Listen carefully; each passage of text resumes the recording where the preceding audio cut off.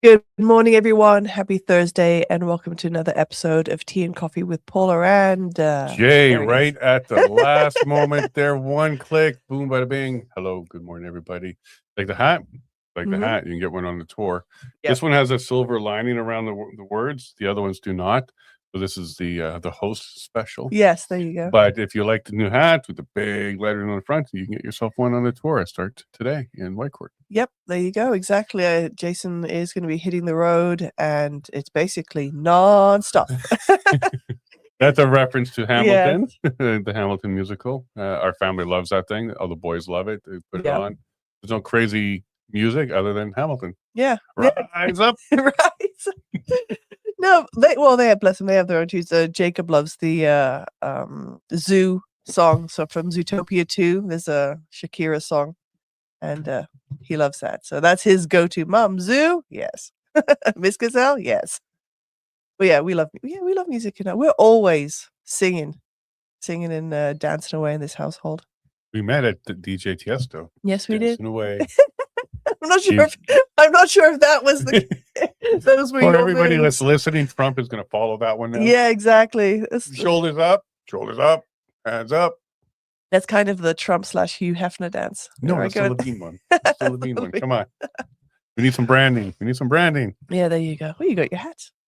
Well, it worked on you, though. Yeah, it worked. Oh, Igor is 30 minutes early. Good Just morning, so you know, sir. there, buddy. 30 minutes early, 7:30. But you're welcome to watch the show as we get ourselves ready. Yeah. But you sound. Well, you always look good, but you sound a lot better today. Yeah. No. Nose is still a bit drippy, but no, feel a ton better. And last night I was just rough. I was like, babe, I just want to let me sleep. But feel much better. Slept better, and yeah, woke up less clogged sinuses, but still a bit drippy. I'd feel better. So are we sticking to our new plan, or are we going back to the other plan? No, I think we should stick to the new plan because the weather is playing a part in that.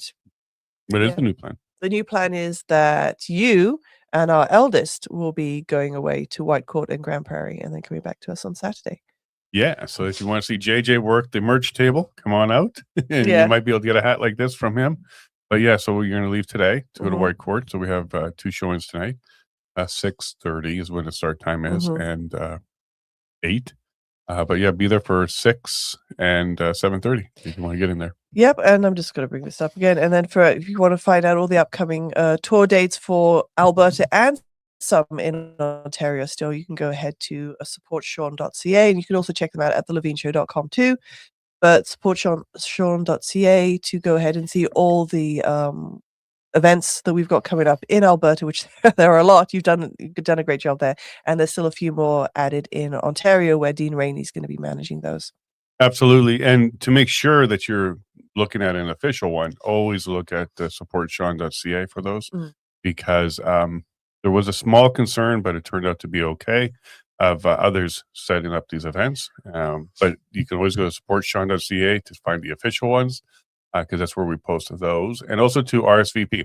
There's no ticket price, so do reserve your seat, though, because reserved seats get priority over people that walk up at the door. Yeah, and thankfully, as you experienced in Ontario, there are lots of walk-ins that come in. So we're anticipating that as well in Alberta. So please go ahead and at least reserve. Gives us an idea of how many to expect, and yeah, look forward to seeing you there. And then we announced this morning, I think we'll get to that in a bit, but if we don't, just be very clear, Cold Lake, so northeast of Edmonton, so close to Bonnyville as well, and Lloydminster's up there. So if you're in that kind of area of Alberta, we'll be there. We'll get the date for you. I think it's the 9th, March 9th. And then on the 12th, we'll be in Medicine Hat. We just added that one, the Monarch Theater there. Very, very nice theater, and it will hold a lot. So if you're in the Medicine Hat area, or you can get to Medicine Hat, that's going to be on the 12th, Thursday, I believe. Yes, that was the new date that was added. Yeah, so there's 11 locations now. We're going to be adding a Red Deer-ish location. So it could be Sylvan Lake, could be Red Deer. We'll be adding one more there, and then possibly down in Lethbridge.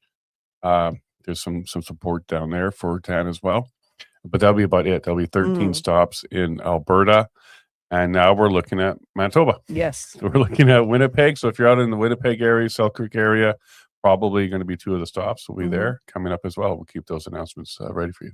Yeah, so yeah, hope you guys can make it. And again, all this is a fundraiser for Dan Hartman in his lawsuit against Pfizer, and I guess potentially the appeal against the government of Canada because we have no duty of care over citizens. And no, we haven't forgotten about Saskatchewan or BC. Yeah. Looking at a BC location as well. Saskatchewan, it's because of the flights. It's difficult and it's a long Yeah. drive. But if you're in Saskatchewan and you want to see it, reach out. Go to supportsean.ca, fill in the request to screening, and what we may do is work with you to get a venue out there and have a showing done. I don't know if any of us will be there in person, but these are some of the next stages that we're doing Yeah. now. Is setting up hosted screenings across the country, because quite frankly, no matter how hard we try, we can't get to everybody everywhere quickly.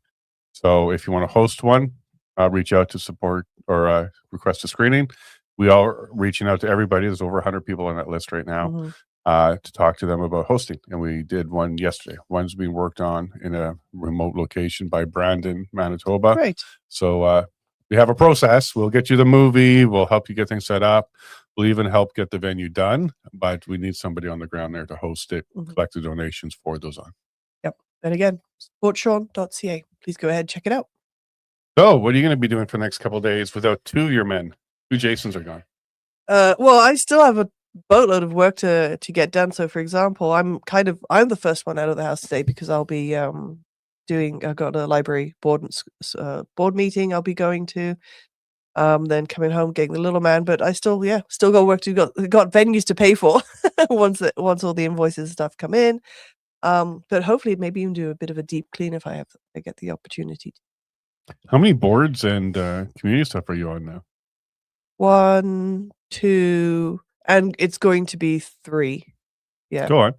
Yeah, so the Drayton Valley Library Board, I am planning to join the Buck Creek Community Hall Board as well. The AGM is coming up March 9th. And we're also, you and I are both on the UCP Devon, Drayton Valley Devon CA Board. Constituency Association. Yeah. So like 3-4 months ago, you were hanging out with me and now you're on 3 boards. I got to share you with the community. And yeah, and I should also add my husband volunteers me for a bunch of stuff as well. He volunteers me for a bunch of stuff, which hey, we'll do it together, and it turns out it ends up being just me. You're talking about the community hall at Buck Creek. Yes, that's the only one you're the talking about. signs. Because the other ones, you absolutely were very proactive in getting involved, Yeah. and you kind of just naturally fit with the Buck Creek group, and you had the time to do out. it. Yeah, so I may have encouraged you and get you involved, but you absolutely earned that spot. Yeah. To get yourself on the board. And you were pretty surprised when you suggested the UCP one to me, and I was like, well, how often is it? He says, oh, maybe like once every couple of months. I was like, okay. And you're like, oh. No, normally it is like, come on, let's do this, or have a conversation about it, see how. And I was like, yeah, sure, okay. Yeah, I mean, I'm the encourager for sure. I like to try new things and get more involved. And sometimes you are a little reluctant, but now recently, like, yeah, let's do that. Before you know it, you're going to be like the president of the new Alberta, and I'll be voting for you. But good job. I'm very pleased and proud that you're working on that. Well, you won't be voting for me at the AGM. You won't be there. You'll be in. You've got an event on March 9th. No, you're mixing things up. Oh, so really? I was talking about the Republic of Alberta, and you're talking about the UCP first meeting. No, that's the 11th. Well, let's go check a support Sean.ca. There's an event on March 9th that you'll be at, and you won't be able to go to the AGM with me on Buck Creek. Oh, the Buck Creek AGM. Yes. Yeah, no, that's your thing. I'll help you with the sign because I'm tall and I can get up the ladder. But no, Buck Creek is your thing. We don't need to stack that with a bunch of Levines right now. I thought you were talking about like the UCP AGM. No, that's in Calgary, like next year. Yeah. Okay, now we're on the same page. Yes. Good morning, everyone. Good morning. Let's go ahead and get into the news because look at that camera shot, because there's a lot of it there. Yep. You did that. Probably. Yep. Yeah, that was probably. All right, that's the best you're going to get to this morning, folks. Yeah. Sorry about the thing at the top, but we're about to make it all anyway. So, yesterday we had Miss Sylvester and Rachel Parker on. Thank you very much for both of them. Packed full of information. Yeah. Packed full for both of them. We talked about Bullet Gate. Yeah, yeah. We like that term, Bullet Gate. Whether it was a bullet or a pen or prop or whatever it was. It wasn't received well when they showed up at Mitch's store for This Is For Mitch incident. You can watch the episode tomorrow. Check my timeline for more information on that. But Rachel was a great addition, as we were talking about some of the reasons why Danielle Smith with her referendum, why now, why these questions, they were all moot. They don't really change or move the needle any. So we're trying to figure out what's going on there. And Rachel has some great input on that one, some political background, and a lot of insight because she knows a lot of the same people I do and more. I have conversations privately with some of them. Yeah. And there's a lot of confusion on why. Mitch, of course, had his opinions on that as well. He was more optimistic than Rachel on viewing it, as these are good opportunities. They're going to assist the independence movement. Nobody really thinks it's hurting the movement per se, but it didn't help. Like it may have just been nothing, or didn't really help other than to set a date, October 19th. Yep. 2026. Mark it in your calendar. Yep. And as you see, when we get to the news, Elections Alberta is getting ready for exactly that. So JD Vance came out with a comment here. Jack, I agree with you. He's not wrong. With all due respect to my Canadian friends whose politics. Whose politics? Really? I Yes. screwed that up so bad. Whose politics focus obsessively on the United States. Your staggering living standards have nothing to do with Donald. Stagnating living standards have nothing to do with Donald Trump or whatever boogeyman the CBC tells you to blame. Fault lies with your leadership elected by you. Well said. Well said, but this bugs me because I didn't elect. I'm not. It's not all Canadians. I know, but we're getting brushstroked here. But we're encountering this fear of like, oh, it would be great Trump if you said Canadian liberal friends, because that would be far more accurate. Okay? Yeah. But this is one of the reasons why Alberta wants out, is because we do get brushstroked with that Canadian brush when they do silly things, and attacking America and the hockey game and all this kind of stuff is so annoying. It's so annoying, embarrassing. Thank you very much to John, Alberta Patriot. October 19th, Alberta Independence, or October 30th, turn in your guns. What do you want to do? What do you want to do, Albertans? You want to hand in your guns, or you want to vote for some independence? So he's posing this question. Let that sink in. Do you want to have your own laws and rules that put you first, or do you want to continue with the current system? So if you don't want to vote yes on October 19th, you can go ahead and hand your guns on October 30th. You hold your chin. I think it's a really good point he made. Thank you, John. Marty has been keeping up the effort for sure. Yes. He kind of, I don't know if this is a way of letting the cat out of the bag and where we're at with the numbers, but like we spoke with Mitch yesterday, especially in the backstage. So make sure you become a member if you want to kind of check out that conversation out. The numbers are not released. They're not calculated. Really, nobody at this stage knows how many signatures there are.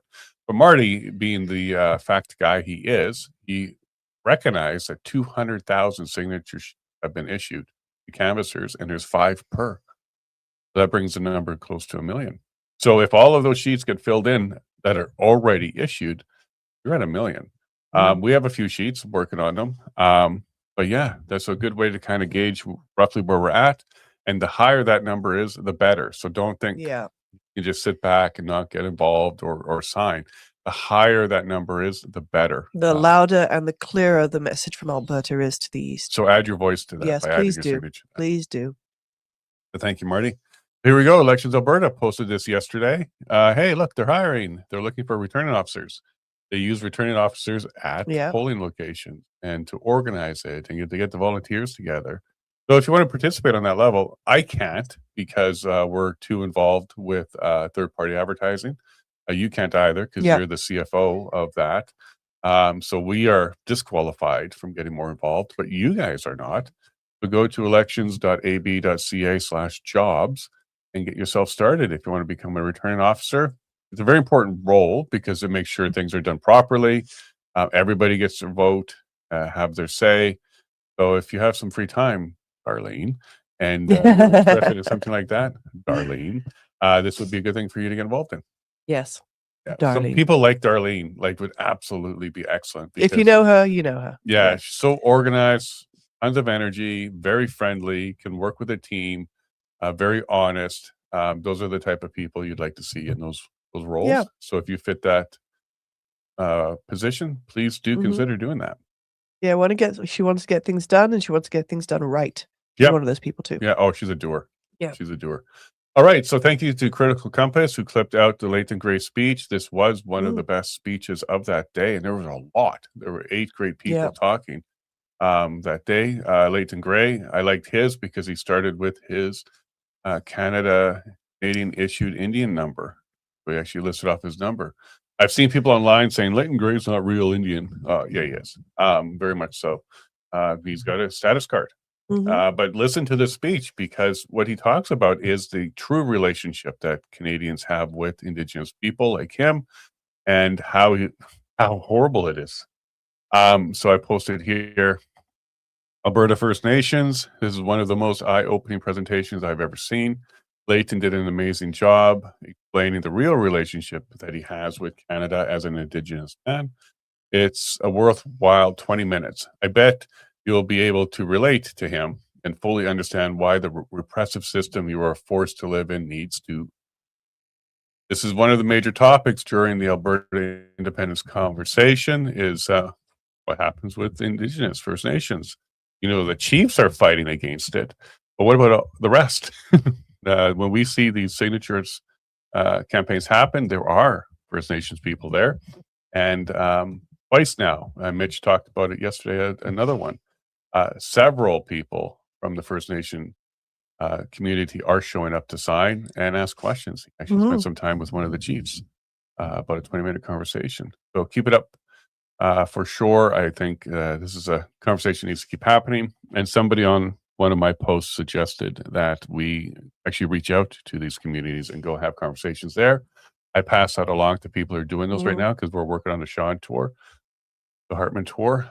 But yes, absolutely. Should go and have conversations with First Nations people.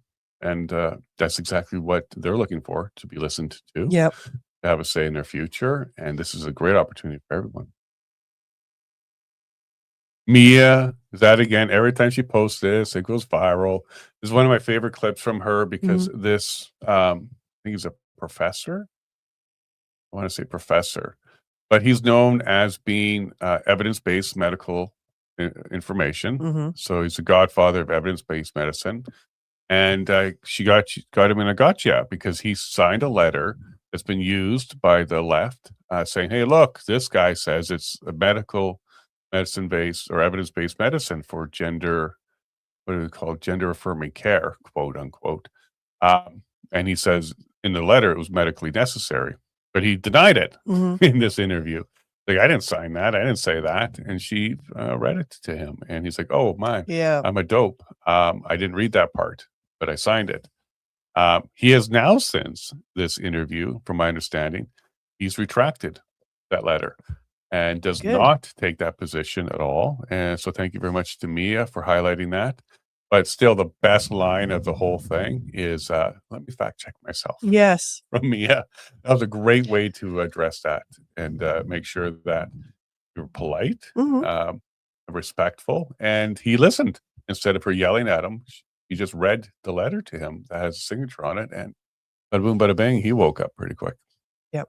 And if he has subsequently retracted that, wonderful. Yeah, I believe she said that shortly after this, he's now publicly retracted that because he didn't agree with that. Good He man. doesn't think there's evidence-based benefits in medicine for gender affirming care. Although he, at one point, signed a letter that said exactly that. How many politicians, medical professionals have done the same where they just haven't read the whole thing, but they agree on the first couple of lines? Oh yeah, this sounds good. Well, what he said he did was he did read and wrote most of it. Somebody inserted that paragraph at the end and he didn't notice, and then he signed it. So that's what his explanation is on how that happened. I kind of buy it. Like, if you saw a draft and like, hey, okay, what do you think of this? It's like, yeah, okay. Then they send a final and add that little line. Now, if it's a 2-page letter or so, he may not read it. He might just sign it. So that's what his excuse is on it. And I kind of believe it because he retracted pretty quickly. Like, no, I didn't say that. Yeah. Truth is, well, according to him, he didn't. He did. Oh yeah. He didn't. But it was in the letter he signed. So it takes some time to read thoroughly. Yes. Dr. Neil Stone, I don't know if we should use that term anymore, doctor. So this guy is such a goofball, like such a goofball. He's still pushing vaccines and he just double speaks all the time. This is a Marxist pattern for sure, the double speak. So here he is in 2021, so October 2021, posting, lockdowns work because they stop people mixing, which is how the virus spreads. I'll await my Nobel Prize for that statement of cutting genius. Thank you. However, 2024 looks like November. Oh, the other one was February 2021. So this would be November 2024. He also posts, I keep hearing that Dr. Jay Bhattacharya, I don't know. I'm close. Yeah. Is a genius because he said lockdowns were bad. Of course they were bad. No one ever said they were a good thing, he says. Didn't age well. No. Well, he's one of the ones that said they were good things. Mm-hmm. But this is doublespeak. This is exactly how you know you're not dealing with a factual person, an intelligent person, a logical person, or an honest person, is they absolutely will get caught like this. They don't remember their lies. Lies are very difficult to remember. Mm. And if you're a liar, you need to have an incredibly good memory or a search tool. That might help you a lot. Search tool. Categorize your lies. So you know how to but find no, it. this guy's a goofball. Everybody should stop following him and listening to him. All right, here's another one. Jason Kenney. Oh, this man. Getting into an argument with Keith Wilson. Jason Kenney is taking a very weird position.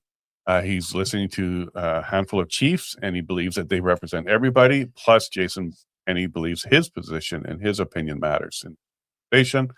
So I posted here. Kenney is the new Karen. He knows so well what First Nations people want. How about everyone gets a vote and we see where we go next? From my conversations, First Nations are no different than non-First Nations. They want self-determination, equality under the law, and a prosperous future. Why does Kenney want to take that opportunity away? Oh yeah, as a non-First Nation himself, he knows best. That's exactly the thinking First Nations wants to get out from under. So, Jason, sit down. Yeah. Don't stand in the way of the vote and stop trying to convince people that First Nations don't want to get out of the oppressive system that they're under. They do. And that is part of that system are the chiefs who are maintaining that. And a lot of First Nations people know that the chiefs are corrupted in that way and don't respect their actual wishes. But thankfully, everybody will get a vote. And when the numbers come in, I'm sure we're going to see a large support out of that community. Because why not? Why shouldn't we all be equal? That's the end result here. So of course. Yep. Rob Schneider. So this is another one of these where I'm like, oh man, like you're brushing us all with the same brush. All of Canada's problems are due to who they vote for. Yeah, all of Canada's problems, sure, who some of us voted for. So I just kindly reminded him, hi Rob, kindly also consider which parts of Canada voted for this. They are in the red parts. Yeah. Us in the West are looking to leave crazy Canadian Liberals behind. They messed up a good thing. Thanks. P.S. You rock. You should come to Alberta and see what we're doing. But you take this look at this map. You can see who's responsible for. And when you really look closely, there's a lot of blue. But you have to look BC. But you have to look at the cities. Yes. Cities where a lot of people, and it's the population. Red. Yeah. It is red, and there's a BC one too. It's red. That's where it's happening. So we don't all agree here, Rob. Mm-hmm. But no. Thanks for helping point out that Canada is in trouble. Here's a cool one. Are you familiar with the golden eagle? All right. So Alberta is home to one of the highest populations of golden eagles in the world, a bigger bird and rarer than the bald eagle. This majestic raptor perfectly symbolizes our strength, freedom, and untamed spirit. The golden eagle should be Alberta's national bird. I said, because that was from Eric. Thank you much, Eric. Agreed. That would be a fitting symbol for the Republic of Alberta, the golden eagle. What are your thoughts there? I don't hate that idea. Speaking of bald eagle, though, on our way back from the dentist, Jacob and I saw one sitting in a tree watching the traffic go by. Shaking its head. Yeah. Well, I certainly don't mind that. The golden eagle. Trump may like that one too. Golden eagle. Put a thumbs up if you like it. I give a heart as well. Get some of that interaction going. But yeah, what do you guys think about the golden eagle? Yeah. Would eat a beaver. There's a picture, a golden eagle eating the beaver. Eating the beaver. We're talking about the animal. Yes. What else would we be talking We're about, talking about husband? very embarrassed by the media. This is something that's not new to most of you guys. You're watching this because you can't stand Canadian media. But I just want to put it out there that a general rule of thumb is if the news source has global, Canada, Canadian, or the name of a large city in Canada like Toronto, Ottawa, or Montreal in its name, there's a very good chance it's state propaganda. Because look at what's happening. I'm sorry, what? What? I just saw one of the headlines. Yeah, well, here's the Globe and Mail. The State of the Union was a zoo, and Team USA, the monkeys. Boo! Like, boo on you guys. That's gross. By the way, look at this journalist with his mask still on. Oh, my goodness. Yeah. Give your head a shake. They exist. Here's That the one. one. Yeah. Toronto Sun. Canadian Cancer Society sorry for using cervix instead of front hole for LGBTQ community. This gets my goat, man. When it comes to this whole thing, it bothers me. I'm seeing that for the first time and I am irritated. Holivix cancer, like front hole, chest feeders, people that bleed, like oh, for the love of. And then CBC, nearly 80% of Canadians oppose the idea of Alberta leaving the nation. Again, 8.5 million. But this is all propaganda. And another one, CTV News, Team USA captain calls Trump's White House invite a distasteful joke. You're just pushing anti-Trump stuff there in Canada. And even found another one here. The Toronto Star, Austin Matthews, made his choice. Remember, he's captain of the Toronto Maple Leafs, seemingly putting the party and the president ahead of the playoffs, making it political, the sports. Yeah. The guy's an American. You didn't mind him when he's scoring goals for you. But yeah, that's the media. So that's a general rule of thumb. If it has global, Canada, Canadian, or the name of a large Canadian city, it's probably state-funded propaganda. Oh. We see our guests coming in. We'll get you guys in a bit. Frustrated. Yep. Scroll up. So what do we have then? Just a back hole? Your front hole? Just love, just... Chest feeder? Man. Buttons are being pushed here. Oh, I am just going to bite my tongue. Your front tongue? He's flipping people. So your top hole. You're using your top hole to talk. No, because here's the thing, because we share a top hole, so we share a mouth. There's not going to be an issue there. It's when it's anything female related, solely female related. They didn't address the male anatomy. Whenever it's female related, this is a side conversation here, folks, that I will. Go ahead. No, it's frustrating. It's incredibly frustrating as a woman to just continuously see this type of garbage from the Cancer Society. Front hole cancer. Who has front hole cancer? No one. Sorry, folks. No, don't be sorry. Sorry, not sorry. This is exactly what people need to hear. It's a lot of, from your perspective as a woman. You're hearing this kind of stuff. It's a load of people who know me knows the words I would use there. It's a load of hogwash. Poppycock. Nonsense. No, not poppycock. Poppy front stick. All right, let's get back to it because we got our guests here and 2 more screenings announced for this this Cold Lake and Medicine Hat. So go ahead and do your RSVP. Again, it's free. Bring a friend, all ages. We'd like to see you guys all there. Sean.ca to RSVP. Yep. There's currently 11. There's likely going to be 13 locations in Alberta soon.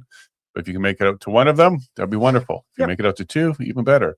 But bring your friends, bring your neighbor, bring a coworker, a loved one, somebody that's not even sure about what's going on when it comes to injury, because this is not a propaganda piece. It is an informative documentary, cover both sides, the legal, the medical, and the impact on families. Yes. So you definitely should go check this out. Yeah, please do. Okay, and that brings us up to date here. Cool. So excellent. So now we get to go to our guests. Yep. We had Igor, and then he left, and then hopefully he'll be back soon. He'll be back. But we got a full plate because we want to get into the conversation with Danielle Smith, her announcement, fors, pro, against, all this kind of stuff. Like, where's she going with this? And who better than to add Lawrence? Hello, good morning, Lawrence. Are you muted on your side? And Derek, #1 best-selling author. How are you?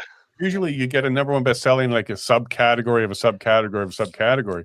You got it for Canada, number one bestseller. Congratulations. Yeah, Yeah, so that's thank okay. you. Thank you. If we either go big or go home in Alberta, so Yeah, you Yes. went big. Like the number one that you were chasing was, it looked like some sort of book about some woman, maybe taking her clothes off or something. Not bad. So great job, Derek. yeah, thank you. Appreciate it. Yeah, and then Igor, nice to see you. Nice. Hey, nice to see you. Yeah, I've seen your videos. We're in the similar spaces and chat groups and stuff like that. Nice to finally meet you. And then Lawrence, I'm gonna Yes. start calling you Saint Lawrence, because you're doing some great work over there, man. How's that studio holding up? Looks great. We don't have your audio. Yeah, we don't have your audio. Yeah, we'll get there. Yeah. Let's go ahead and start with Derek. So, Derek, when we last chat, we were kind of Hello. chatting about Alberta independence and where we're going. It sounds like we got you, Lawrence, now. There we go. Yeah, Excellent. we got you. So, Derek, we were talking about Alberta independence, the movement, your involvement, how you're kind of staying focused and doing your thing. But then Danielle Smith came out with this referendum announcement and has 5 questions, which I think a lot of us will agree doesn't need permission to do. And then 4 questions from constitutional angle, which I think we all would also agree would be next to impossible to get done. So what were your thoughts when she came out with that announcement, Derek? Well, yeah, I'll be honest. I mean, at first I was a little taken back. I mean, a lot of people figured this would happen. That they kind of felt that there's a possibility Danielle would try to muddy the waters with this by pushing people away. However, if there's anything I've learned in this business, it's always good to take a step back and just kind of breathe for a second when these things happen and kind of see what the consensus is. And to quote 2 folks that really laid it out well. There was Sheldon Yawchuk, who ran for Calgary Civic Council. He had one that he said, if you look at what Danielle's done here, he says, follow me. I think a lot of people are upset, but he says, I think what she's laying out with those questions is kind of a path to push people towards thinking about the independence question. And I know a lot of people felt that way. So they've said, she's just doing her job. She can't fully support independence. But at the same time, Rise of Alberta put out a very well-written tweet. I covered it in a video and on our show, and it was so well put together, where he says, instead of wasting our time throwing stones at every dog that passes, we'll never reach our destination. What we have to start doing is looking at the chessboard that's in front of us and saying, how do we play with the pieces that are on there? I fully agree with that statement, that regardless of what Danielle's goal was with that, and I truly believe that Danielle is still on the side of independence without saying so out front. I think it's best that we as the grassroots movement take a look at what do we have to work with and how do we get to our goal. Until something more drastic happens, until we actually see physical interference, I think what we do right now is focus on our signatures. If we can get over the 1 million mark, I think what that does is it sets a precedency for those in power, especially Danielle and the UCP. Keith Wilson once told me that these politicians will follow where the votes are going to go.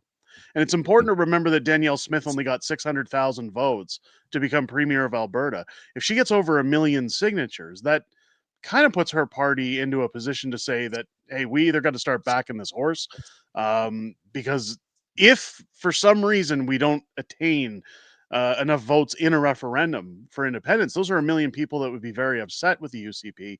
It might mean that somebody else could come in and scoop up those votes. So I guess time will tell. The signatures, I have always said, are key, and I think that's where our focus needs to be first. Hey, no, that's fair. And what we said, because Mitch Sylvester and Rachel Parker were on yesterday, and we kind of dived into this as well. And by the way, Sheldon's going to be on the show Tuesday, so we'll get into his comments there as well. But it was kind of like, and I said make lemonade out of lemons. Paula reminds us it's more like limes, so we're making limeade. Because why now? Like, you could have done this after the numbers came out, the petition signatures and stuff like that. So Lawrence, same question to you. What was your initial response? And now that you've had about a week to kind of digest it and see other opinions, what are your thoughts about Danielle Smith's referendum questions coming up in October? Well, I'm the unpopular Smith guy, right? I'm ride or die with Smith. And when it comes to the independence movement, there's people that really don't like that. And that's completely okay. I love being a free citizen. It's great. But the thing is I'm actually thinking this is strategic. Danielle Smith is playing 4D chess. As many of you know, everybody on the panel and everybody watching, we're being watched by Elections Alberta hard, really hard. And if you take this from a 4D chess kind of angle, what happens if they find something and they're going to cancel all of these signatures because of it? You can still take those signatures. You still have a referendum date. And Danielle Smith could say, no, this many people signed. We're going to a referendum regardless. This is a poll. What these signatures are is a poll on Albertans. And that's what we're doing every single day as we go out and we collect them. I think Danielle Smith is a lot smarter than what people actually bring her out to be. And she is doing everything in her power to ensure that Albertans get a voice. So that's the referendum side. To have a referendum on immigration, that's just common sense, right? If you're looking at the numbers and how many immigrants have actually come into Alberta and they're non-economic migrants, right? We like the economic migrants, and that's what we want. And we've seen that they've been, basically using our social system, $500 million in education alone. We need to do something about that. So I honestly think Danielle Smith is playing 4D chess, and it's an unpopular opinion, but I'm going to stick by her all the way through this. And this is kind of why I put this panel together, because we have various opinions, right? We had Leighton Gray on Monday, Mitch on Wednesday, now you guys here on Thursday. And then tomorrow I have Bruce Party, who said, look, great that this is happening, but you may have muddied the waters when it comes to the House of Commons stage of the Clarity Act, because he's saying there needs to be a single clear question, and clearly there's going to be multiple questions. So this is why we're doing this week, is we want to bring out all of these views and bring it forward. So thank you very much, Lawrence, for bringing that forward. And yeah, I know you're very supportive of Danielle, and a lot of people are saying 4D chess as well. One thing that popped out of the interview yesterday was, by putting those constitutional questions to the people, it also helps them realize you can't do this within Canada. Like, you're not going to be able to get that done. In fact, the media keeps saying, oh, these constitutional questions, you won't get this done. And I'm like, thanks for highlighting that, because the only way to do this is independence. If you actually want these kind of things, you need independence to get it done. We won't do it within the current Canadian system. Igor, thanks very much for joining. Igor, thanks very much for joining the show for the first time. Oh, sorry. Lawrence, if I could just be clear on the constitutional questions when it comes down to the Senate and all that other stuff, that's all garbage, right? Like, I don't even know why Danielle Smith put that in place. So I think what you just said there is correct. There's absolutely no way we're going to go and at a constitutional level and change our Senate and change all this stuff. I don't know why she put that in there. I have questions out to the Premier's office as why that was something that she did. I don't like it. I don't support her on that. So I'll be clear with that. Sorry. No, very good, because I think the only positive, if you're silver lining this one, is it's going to make people realize we can't do this through a referendum vote. Those four things, the only way we can address those four things is independence. It never will happen. And the media is helping us on this one, Lawrence. They're like, hey, she's posed these questions that are impossible. Great. Yeah. That narrative, we like that. Igor, so what's your position? First time on the show. Thanks a lot for joining us. I'm sure we'll have you back. Oh, thank you for having me. Yeah, it's our pleasure. And what was your thoughts the first time you heard Danielle Smith's announcement last week? Well, first, I had a mixed feeling about it. On one side, I felt that it should be a standalone question. On the other side, I started thinking more about it, and I realized it's more of a political edge that she's using. Because she's been watched by not only by province but also by federal government and other people and everything. It's I'm thinking she's just trying to walk a political edge so that they cannot label her, saying that she's a separatist potentially. So basically she's playing chess like Lawrence was saying. That's what I'm thinking too. She's trying to keep it. It's a good thing that she announced the date that it's going to be happening. So that's the most important part. It doesn't matter how she puts it out there, as long as it's out there. That's what I'm thinking is the right thing. So it's. Because a lot of people in Alberta independence movement actually, they're annoyed by this entire thing. They don't like that she's putting it like that. But I think she's putting it strategically, in a way that allows us to do the vote, to do the referendum, to get enough signatures and everything. And she's basically playing 4D chess, like Lawrence was saying. it's a political game. She has to put it like that. And honestly, a lot of those constitutional, like, let's say, questions that she put on the referendum, I would say they are solved by that one question about Alberta independence, in terms of like immigration, for example. A lot of those questions, some people would argue they contradict each other, but I think they kind of supplement each other. It makes our question about Alberta independence more important, actually, in my opinion, because now that if we get enough votes and we have a referendum, all of those questions are basically answered by that one question. If Alberta wants to be independent, and then we can start working on other questions after that. Actually, I believe that Alberta independence can be solved way faster than a lot of people in Canada think about it. After the referendum, it could be a blitzkrieg. It's I'm just saying that when independence, where I'm originally from, Ukraine, happened, it went real fast. It went like from 1 month from self-declared independence to referendum, and one day later Canada recognized Ukraine as a separate country.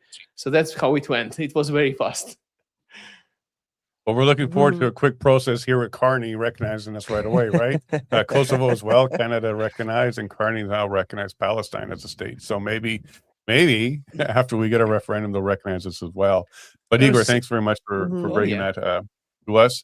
And Derek, I'm going to come to you again. So I'm just going to refer to you as #1 Amazon bestseller from now on. That's going to be your actual official name. But another thing, October 19th, that actually has some historical significance. So October 19th, 1781, British General Lord Cornwallis formally surrendered to George Washington at Yorktown, Virginia, effectively ending the major combat in the American Revolutionary War. So October 19th, that has a little bit of history to it, is when officially the U.S. won their independence. They declared it several years before, but they actually finished the battle and won it in Yorktown, October 19th. Is this when Alberta, through nonviolent means, through a peaceful means, through a vote, will accomplish the same type of thing? I mean, it'd be nice if it is. Look, Right. I've said that independence is so key for a number of reasons.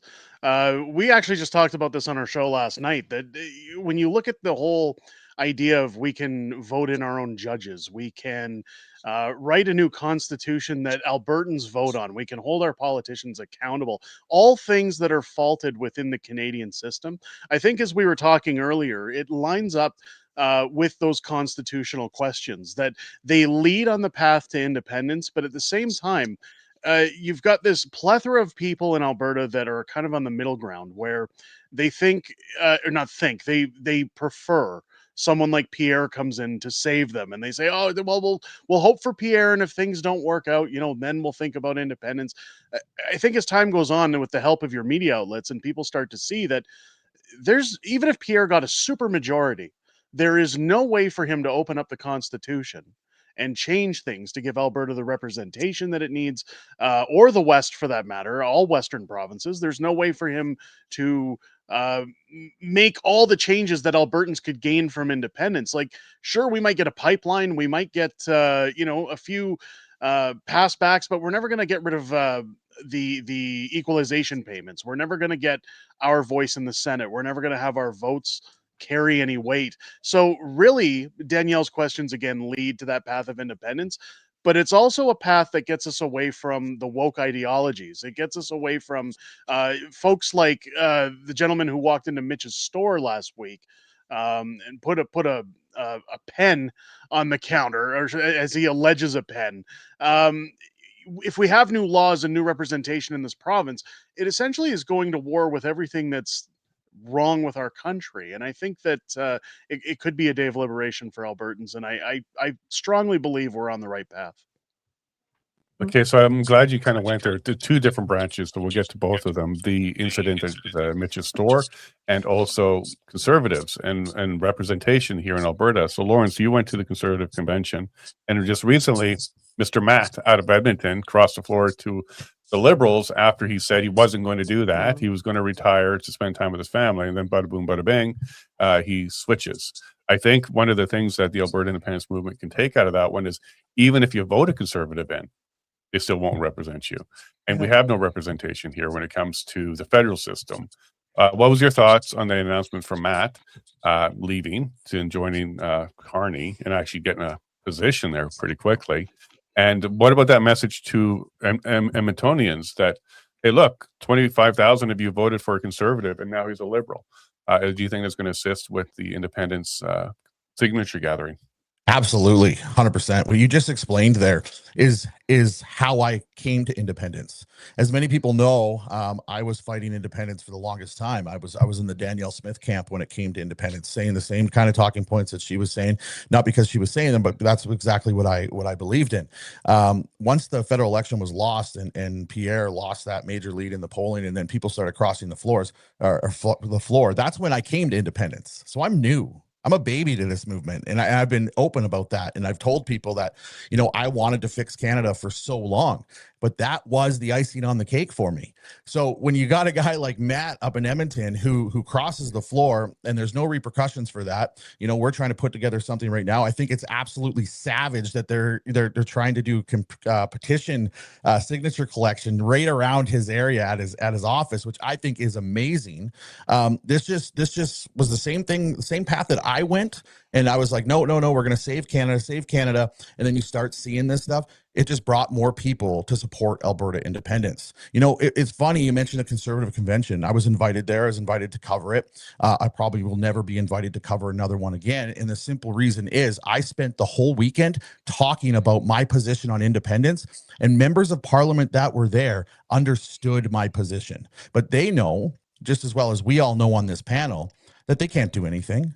They can't do anything. This country, Alberta, is a resource farm for the East, and the East has taken advantage of us over and over again. And that is what we're here for. We are a colony in the West, and we are being taken advantage of the East. And these people know it. Pierre Poilievre can't do anything. And again, I'm honest and transparent. I supported Pierre all the way.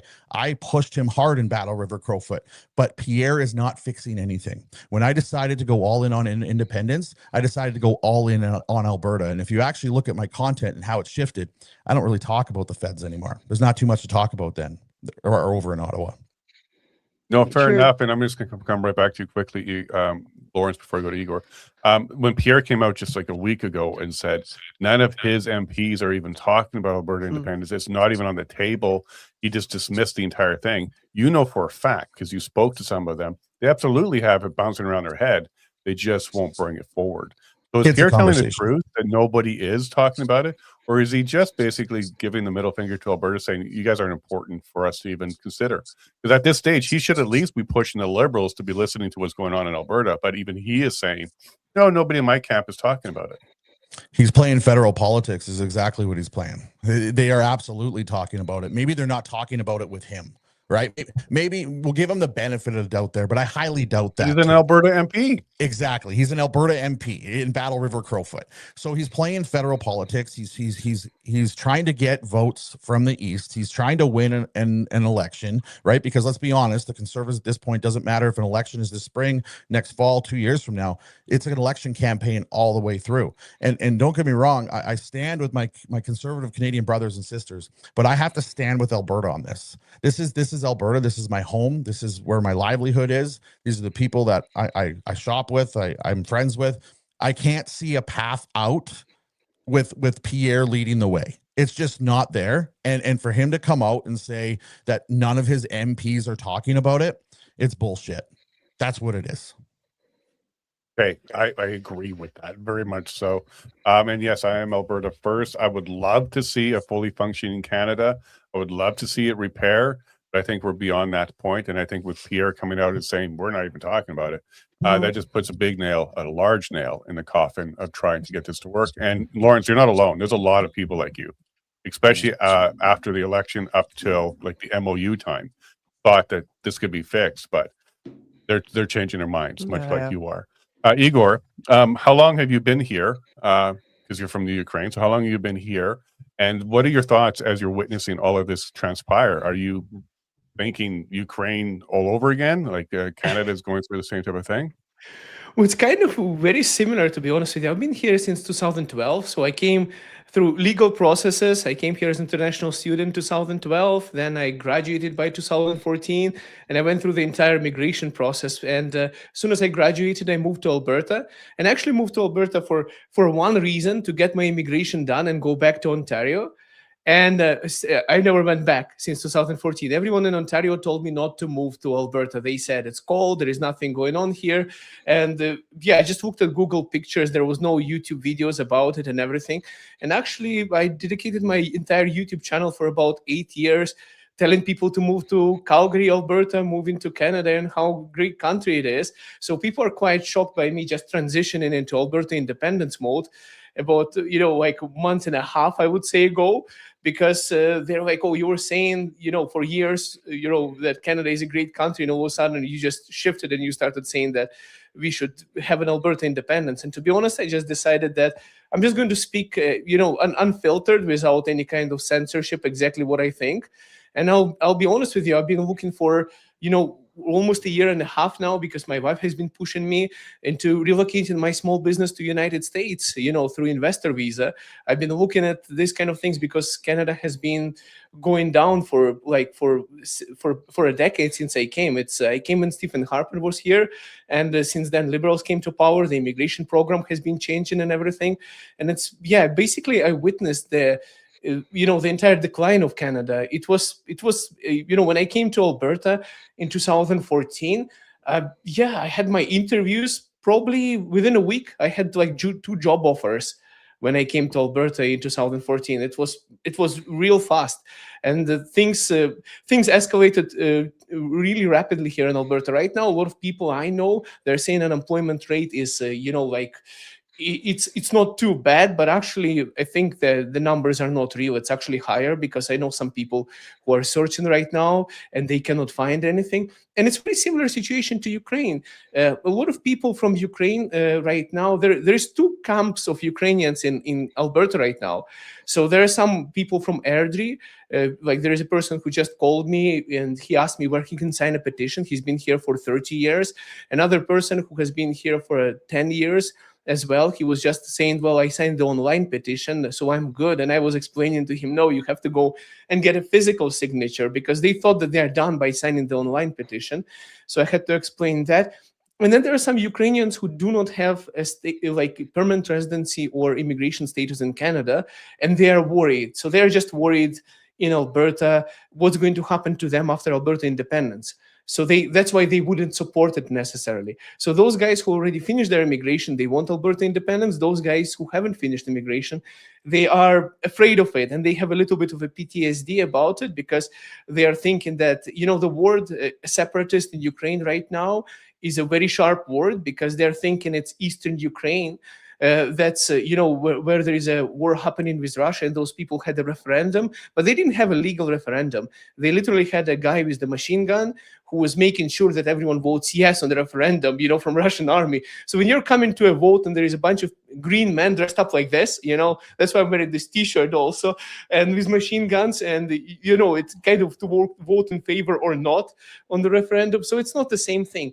But a lot of people actually forgot how it started. It all started about equalization tax in Ukraine. So we had all the manufacturing in Soviet Union right in Ukraine, and we had like the hub of the manufacturing, all the plants, military facilities and things like that, and all the money was going to Moscow. And people were saying we should stop sending our equalization tax to Moscow. We should get our independence. We should, because first the money goes there and then it doesn't come back. Actually, the same thing happens in Russia right now. If you talk to people from different parts of Russia, all the eastern parts where they have oil facilities and everything still goes to Moscow, and they're still not happy about it. But I'm just saying that Ukrainians were saying the same thing. And I just thought about it. I was like, you know what? If you just change the word Moscow to Ottawa, you literally have the same thing going on here in Alberta. It's a equalization taxes, this unfairness, and no political influence over yourself. So that's how Ukraine got its independence. And then they started, people are arguing, they're saying, well, Alberta is a small place, but geographically it's, I calculated it's actually bigger than Ukraine itself.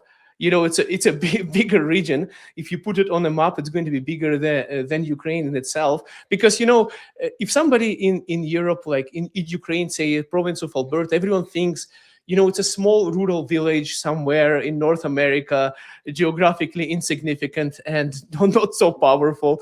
But in reality, it's a huge area, and literally, I would say that everyone in Ukraine, before it got independence, is basically were independence fighters. That's how the countries were born. And there is also historical things I actually watched. I forgot the YouTuber's name. He was talking about how the countries expand and they contract, and the cycles. I think it's the guy was talking about Alberta independence as well, and about Canada. I don't remember exactly the video, but it was just a week ago he published it. It was very interesting, and I think it's just one of the cycles where Alberta might actually get its independence, and it's a good thing because Alberta can manage its own oil resources better. I think we can have better negotiations with Ottawa. We can have better leverage with the United States, and we have to negotiate from a position of strength, because right now it's I feel there is lots of lies going on, because they're saying, well, we want to have a memorandum of understanding, but at the same time they want to have an emissions cap and things like that. So it's like there is no clear path out of it without, Right. I think, Alberta independence. So that's why I went all in, and I said, that's it. I'm going to be supporting Alberta independence. I told my wife before I did that, I said, you know what? By the time we get our independence, I might lose my real estate license, because people are already calling my company to get me fired. I haven't lost my job yet, but it's some people from Ontario and things like that are saying that I'm doing a disservice to my company by, because if they're hiring an Alberta separatist and things like that. So I said, you know what, I hope we'll get our independence before I lose my license or my job.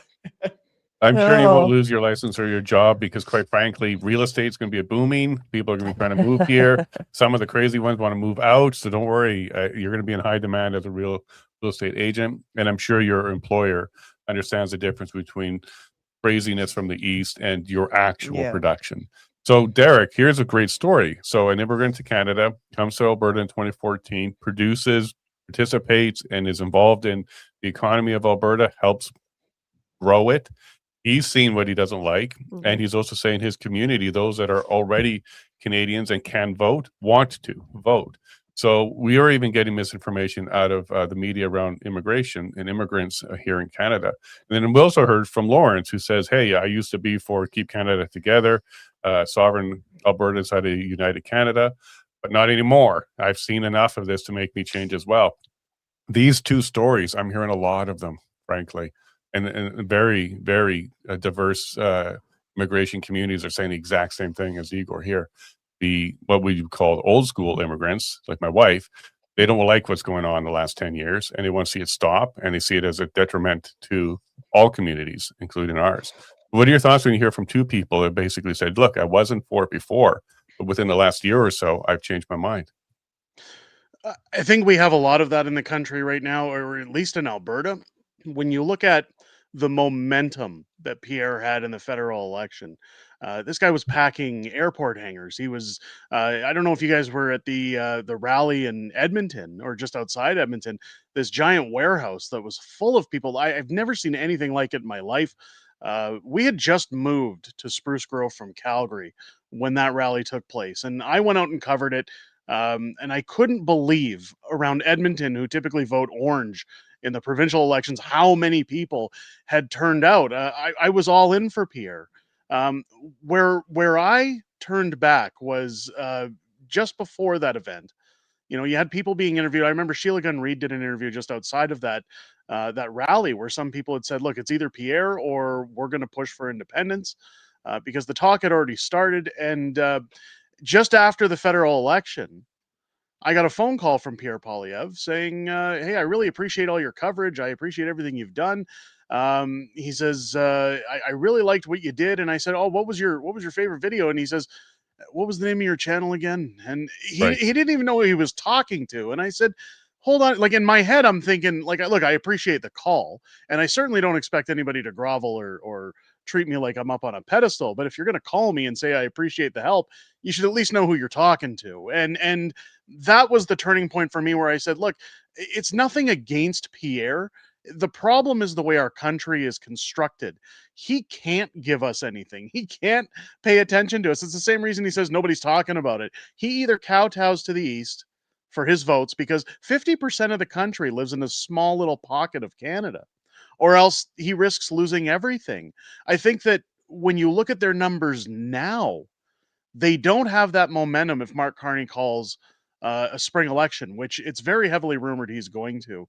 I think every little move that comes out of Ottawa right now is just going to further push independence, because people have had enough. There's people losing their jobs. There's people that can't even get a job in this province right now unless they're a temporary foreign worker because of DEI policies. Yeah, I think that the harder things get, the easier it's going to be to convince people that yeah, this is kind of the only way out, even those who don't want that path. I know my father was an immigrant. He came here from Scotland in the 1970s. Canada gave him everything. He had his family here. He built a business, a corporation. He was very successful. He owes everything, he says, to Canada. However, once you take the politics out of the question of independence and you start looking at, okay, we kind of go into business for ourselves if we leave. We manage our own money. We vote in our own policies. We have more control. It's no longer about conservatives. It's no longer about NDPs or liberals. It's about what's best for us. And he's actually come to the point where he said the same thing. I love Canada. I don't want to feel like I'm turning my back on it, but there are a lot of better avenues with independence. And he signed the petition after saying he wouldn't. So I think you're going to see that more and more. The questions come up with a lot of people of how do we get people to, on our side? How do we get people to join the independence movement? I tell them, just watch federal politics. You'll see it for yourself. You can't force people onto this wagon like a cult. You have to allow them to see for themselves just how bad things are. And I think that when you look at the deal with China, when you look at Trump pushing back on everything Mark Carney's trying to do right now, and how difficult life is about to get for all Canadians, I think Alberta's going to realize they're in a very opportunistic seat to have real change in their lives. People always say you can't vote your way out of this. We literally get to vote our way out of it October 19th. So I think I think you're going to start seeing people wake up and realize, reading the room and seeing the writing on the wall. Well, I got to tell you, a spring election with Carney with a majority result would be one of the best things for Alberta independence, because that would be the 5th term and that would be a majority. And that would be like, okay, we have absolutely no hope in HE double hockey stick of getting out of this one. October 19th, I think, would be 4 million people would show up on that one, or 3 million people show up on that one. It would be a great boost to the independence, because it will just show everybody. Yeah, you absolutely are going to be stuck in this for quite some time.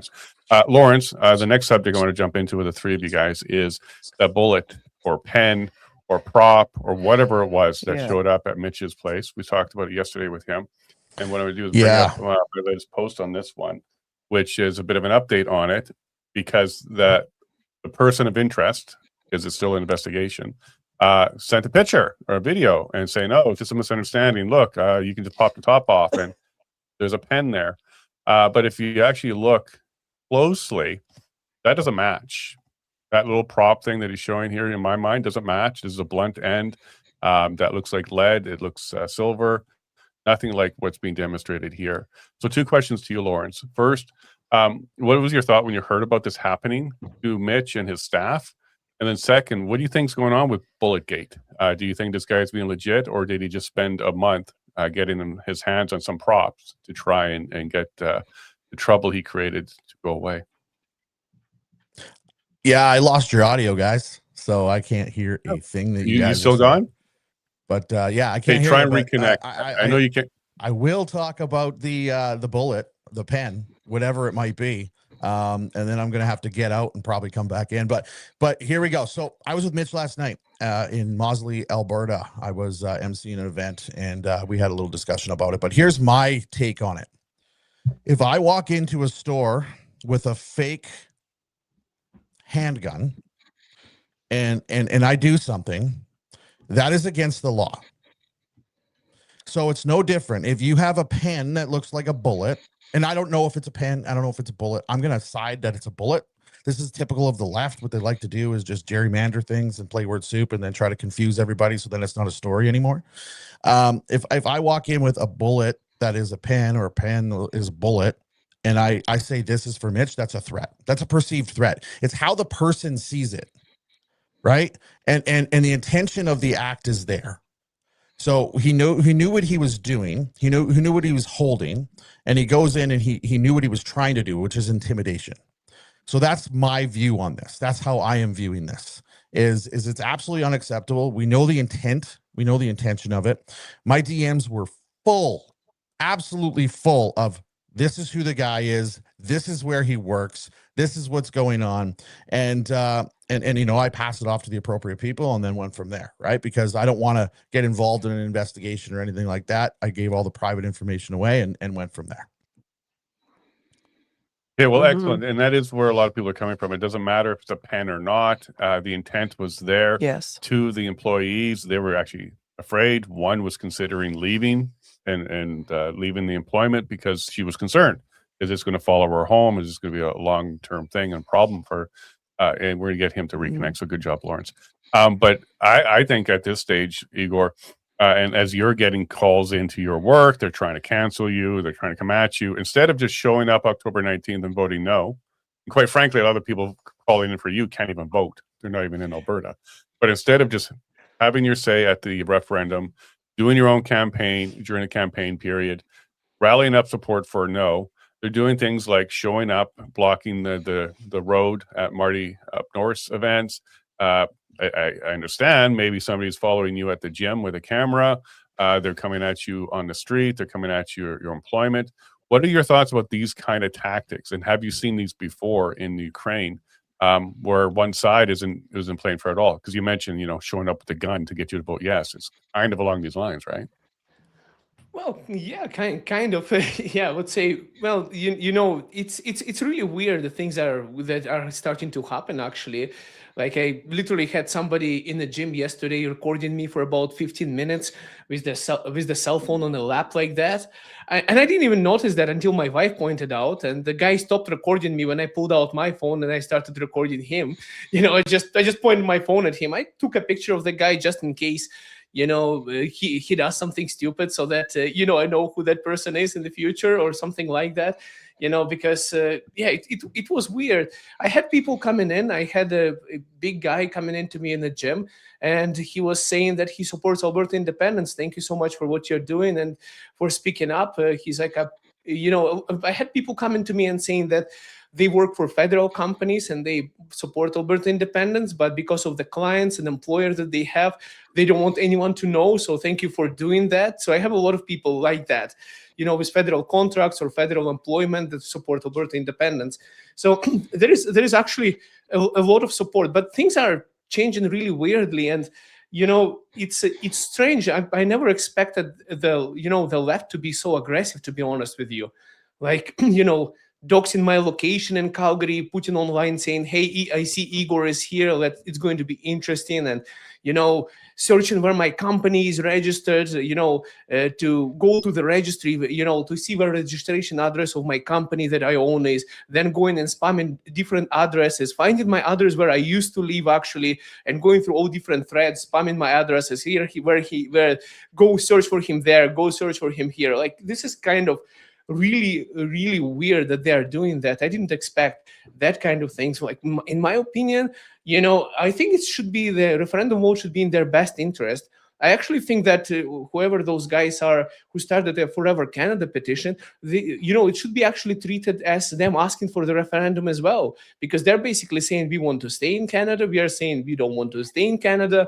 So that's basically a referendum vote. You know, like, their petition should be also triggering a referendum potentially, saying that let's see if people actually want to do that or not. So it's really weird. And when they're blocking the road, like that lady that was blocking the road for Marty Up North when he was, you know, taking signatures, it just comes up to me as that really recent news in the United States where there was some lady who got shot when she was blocking the road for ICE officers. I was like, wow, this is crazy. This like the same tactic that they were using in the US, but less aggressive, of course. I think the lady was prepared. She just said that the car was broken down. She didn't try to run anyone over. But I was like, it's really weird that they're using kind of the same tactic, blocking roads for, if I was there, I would just drive around. There is plenty of space. I would just drive around and sign my petition regardless. She wouldn't get on my way. But, just to obstruct somebody from their democratic vote it's crazy. To intimidate someone, to harass someone, people. I started blocking a lot of people on social media because they were tagging me. Especially there is a platform called Threads.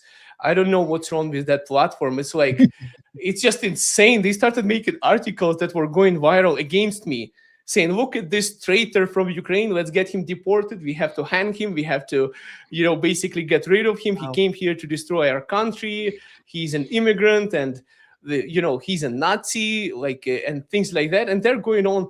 And to be honest with you, it's the problem for them is that, they're going at me saying he's a white male, they're saying. I'm like, what? The funniest part about it is my wife is Indian. I'm partially Jewish as well. So to call me a racist or a Nazi doesn't really stick to me too well, for those guys. So it's I think they hate me for the fact that I'm supposed to be the representative of what they want, inclusivity, diversity, and things like that. And I have a different opinion from them. I think that kind of triggers them the most because the biggest argument that they have is, you came as an immigrant, you are ungrateful, you're supposed to be voting liberal forever because they brought you here. That's kind of, and that's one of the fears that I have, in Canada, is because that's what actually, what I feel might be happening if you get replaced like that, because, for example, that's the logic that they might have had, I don't know, to bring enough people so that they would be forever grateful and they would vote for a single party. And that's what I don't want Canada to become a single party government forever. Once there is a big amount of people and they have enough votes, they could stay in power forever, essentially. And that's why maybe I'm getting hate. They're saying, well, how come you're an immigrant and you're conservative? That's basically that's the biggest thing. That's the weirdest thing in Canada. I didn't expect so much of aggression, to be honest with you, from Right. those guys. Now, look, when you made that comment about you're an immigrant, you should be thankful and you should just vote liberal, that sounds a lot like Biden saying you ain't black if you vote for Trump, right? They're trying to say you're in a certain group because you are a certain group, and that's just ridiculous. Derek, I'm going to come to you as we're kind of wrapping up the public portion. We're going to go to the private portion in a sec with you guys because this is an awesome interview. I'm just going to quote from your book, which is #1 bestseller, Amazon. With a referendum approved and a vote to take place, the prime minister stood with a cold look on his face. Quote, you simply can't leave. What about my contracts and gains? Where will we get money for scandals and waste? Is that what we're up against? They're actually up against a globalist machine where they're milking Canada. Alberta is one of the biggest cows on this one. Is that what we're up against? Is what Igor's seen is like paid opposition? They want to keep these contracts, Brookfield, all this stuff going? What do you think? I think it's a mix of that and the insanity that we've allowed to endure in our country. I think that the minute you start opening up this Pandora's box of we're going to allow potentially people with mental disorders that have shown that they're not mentally intact to have a voice in our political spectrum, I think that's what causes a lot of problems. That's where I was saying earlier that this isn't just about government. It's not just about policy. It's about getting rid of a lot of the things that hinder day-to-day citizens that take part in an actual society. I think that when you look at what happened with Mitch, look, I'm on your side, Jason, that I've looked at that video many times and it doesn't match up. It's not the same. And as Lauren said earlier, it's intent. The smug look on the gentleman's face as he walked into the store, he knew what he was doing. He preset this up, I believe, wholly to the fact that he'd been ignoring the RCMP's phone calls since January 29th. And now coming out saying, oh, look, I just magically have this video available. Hope we don't have any confusion here. This is the tactics of the oh so tolerant left. I was always worried about this kind of behavior right around the time that you saw the lines forming in Red Deer. The line in Queensland and Calgary had just gone viral, and you saw as my Monday night host Mike Freedom Honey states, the Forever Canada type people all over social media saying, let's get license places, let's dox, let's start putting these people on blast. They just can't handle anytime people go against their narrative, and that's going to be intertwined with what I believe is the government machine of trying to shut this down. Alberta is Canada's credit card. They don't want to see it leave. They won't treat us with any respect, but they certainly don't want it to leave. I think as things ramp up, and I would highly suggest people take notice.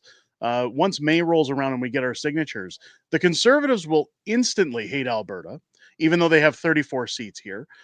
You'll start to see the attacks come full force from the federal government. But I would caution everyone to, again, remain vigilant.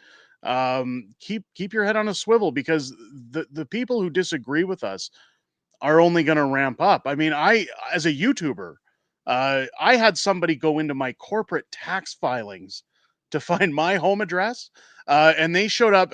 Thank God my neighbor is a police officer. My family and I were out for dinner, and a psychopath showed up at our house with a metal pipe in the fall, wanting to have words with me, and bashed in our garage door panel. Like, some people are just insane. And thankfully, again, the police stepped in, and we've had to get protection orders and whatnot. But this is the behavior of people who disagree with you, is that emotions, especially when you bring in politics, get ramped up very quickly. And it's a tough business for us as social media pundits, for those who stand with Alberta independents like Mitch and Jeff, who just want what's best for Alberta. Even the canvassers, the people who are just doing their due diligence because it's what they believe in, are going to be oppressed for having a differing opinion. So it's I was always told 3 arguments you'll never win in life are religion, politics, and everything else. But I think we're going to see very quickly just how tolerant that side of the spectrum really is as things move forward. Yeah, and also how dangerous they can be. They don't call you Yeah. Nazi because they hate you. They call you Nazi because they want you harmed. Danielle Smith has seen this right now with Thomas Sakic and Rachel Notley doing exactly that. So, gentlemen, hang on for a second. We're just going to say goodbye to the public, come back to the private with some more questions for you, if you don't mind, and then we'll get you guys back to your days, okay? Especially with #1 best-selling author, Derek Smith. So hang on, gentlemen. We'll be right with you, okay? Okay, that's awesome. We got a #1 best-selling author on the show today. It's great. But look, the message is very clear. Don't intimidate. That's just silly. You're going to cause more problems for yourself than anything else. We're not going to back down. It's not like Mitch is going to go, oh, okay, well, let me just withdraw my petition. Like, that's not going to happen. Okay. All you're going to do is cause a lot of confusion for your life, and it's going to be difficult, whether you're playing a joke or not. And I'm with Derek and Lawrence on this one, because just leave it behind. Then the people can open up to the pen. If it's a gift, Just leave it behind. You know, you left with it. You took over a month. Somebody posted online, somebody needs to check this guy's Amazon history, because he likely ordered that after the event, and this is the excuse now. But in either case, I think it was a great panel, having a conversation about Danielle Smith's referendum, intimidation in the public, and basically why they decided to take the position they are, to become supporters of independence. It was great to hear that out of Lawrence and Igor, and even Derek, because Derek was, there for Pierre's support during the federal election. But everything's different now. Everything's different now. Yeah, and hearing those who still support Danielle, it's good to hear different perspectives. Yeah, 4D chess, possibly. Could be 5D chess. There could be a lot going on there. One thing I do like that we didn't touch on, but maybe we'll get into in the back, is by putting immigration on the table the way she's done, she's forced the other side, Liberals and NDP, to say, no, we want more immigration. We want more immigrants. They should have access to your services right away, because that's what she's put on the table. Like, should we limit services? And now they have to be forced to say, no, we shouldn't, which is going to, I think, help a lot of people make the decision. Very similar to what happened at the State of the Union, where Trump said, if you want to put your citizens first over immigrants, please stand up. And then the Democratic Party didn't stand up. So the message is clear that they support immigrants over citizens. Yeah, and he says, yeah, shame on you for not standing up for Americans. Yeah. Yeah, so maybe the 5D chess is that. Oh, we lost Igor. Maybe the 5D chess is that hey, she's put that issue out there, and now the other side is going to be very loud, and a lot of Albertans aren't going to agree with that. Yep. So before we lose anybody else, let's go ahead and Yep. remind you. Go ahead. Yeah, go ahead, like, subscribe, share it out, please, and then you can join us for the second part of this conversation with our guests in the local. So you go ahead and support us and become a member. So otherwise, I'm going to go ahead and push the button. So everyone have a great day. See you tomorrow. Yeah, take care, and yeah, bye from me. I love you all very much. Thanks for being here, and God bless.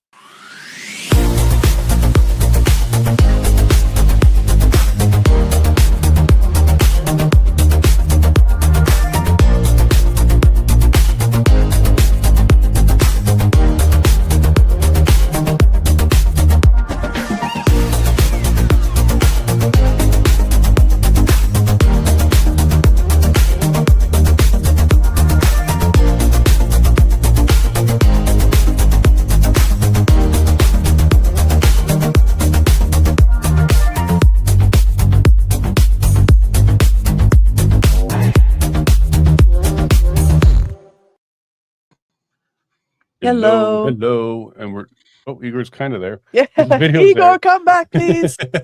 And there's BertaProud. We're all Okay. back. We're all back. There we Oh, go. right on. Well, gentlemen, Yeah, I don't know thank you what's so going much on. for that. It was a great panel, great conversation. And Lawrence, I didn't really realize that you kind of just moved to the independent side of things recently after those events with the Conservative Party. Well, welcome. Yeah. Now, Well, what are you seeing? Go ahead. I was an independence guy at the Conservative convention, right? Right. The thing is I spent the whole entirety of the Conservative convention talking about Alberta independence. So I don't think the Conservative Party of Canada probably appreciated that too much. And I knew right away once, certain people were, being part of certain events and I wasn't. And this is just how this works, right? Like I was asked to go, I was asked to cover it. I covered it to the best of my ability, except I spent the entire